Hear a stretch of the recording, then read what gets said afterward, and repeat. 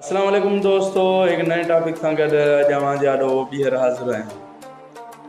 इन संसार के बेहतर तरीक़े सां सम्झण वास्ते असां फिज़िक्स के 3 हिस्सनि में विरायो आहे। पहिरियों क्लासिकल फिज़िक्स, ॿियों मॉडर्न फिज़िक्स, टियों क्वांटम फिज़िक्स। क्लासिकल फिज़िक्स में असांखे ही दुनिया तमामु घणी सवली लॻंदी आहे, छाकाणि त असां कंहिं जिस्म जी माज़ी में कयल बर्ताव जो अभ्यास करे उहो ॿुधाए सघूं था त मुस्तक़बिल में हिन जिस्म सां छा थींदो, या वरी उन जी हाणोकी हालत जो अभ्यास करे उहो ॿुधाए सघूं था त माज़ी में उन सां छा थियो हूंदो।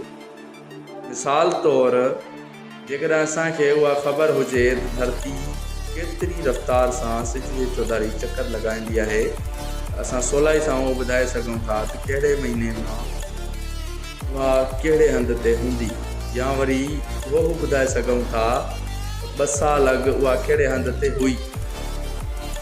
जेकॾहिं क्वांटम फिज़िक्स जी ॻाल्हि कयूं, उहा दुनिया खे ॾिसण जी असांजी नज़रिए खे तब्दील करे छॾे थी। हिन में असां बुनियादी ज़रड़नि जहिड़ो इलेक्ट्रॉन, प्रोटॉन, प्रोटॉन वग़ैरह जे वहिंवार ख़ासियतनि खे सम्झण जी कोशिशि कंदा आहियूं। हिन में असां कंहिं बि तजुर्बे जो नतीजो अॻ में ॿुधाए नथा सघूं। खणी उन तजुर्बे खे असां बेशुमार भेरा वर्जाईंदा रहूं। क्वांटम ज़रड़ा हिक ई वक़्त ते हिक खां वधीक हंधनि ते थी सघनि था। उन सां गॾोगॾु हिक ई वक़्त में हिक खां वधीक कम बि करे सघनि था, जेको ज़ाहिरी तौर ते आम दुनिया में असांखे नामुमकिन लॻे थो। असां हिन ॻाल्हि जो तसवुर बि नथा करे सघूं त असां हिक ई वक़्त में केतिरनि ई हंधनि ते मौजूदु थी सघूं था। इन सबब जे करे क्लासिकल फिज़िक्स जा क़ानून क्वांटम फिज़िक्स में लागू न थींदा आहिनि, ऐं क्वांटम फिज़िक्स में हासिल थींदड़ नतीजनि जी बुनियाद ते असां नज़र ईंदड़ हिन दुनिया खे नथा ॾिसी सघूं।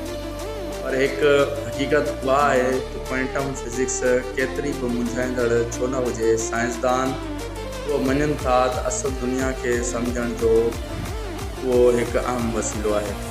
दोस्तों, अगरि असांजी वीडियो तव्हांखे सुठी लॻी हुजे त दोस्तनि सां शेयर कंदा ऐं असांजे चैनल खे सब्सक्राइब कंदा। वरी तव्हांजे ॾाढो नए टॉपिक सां हाज़िर थींदासीं। ख़ुदा हाफ़िज़।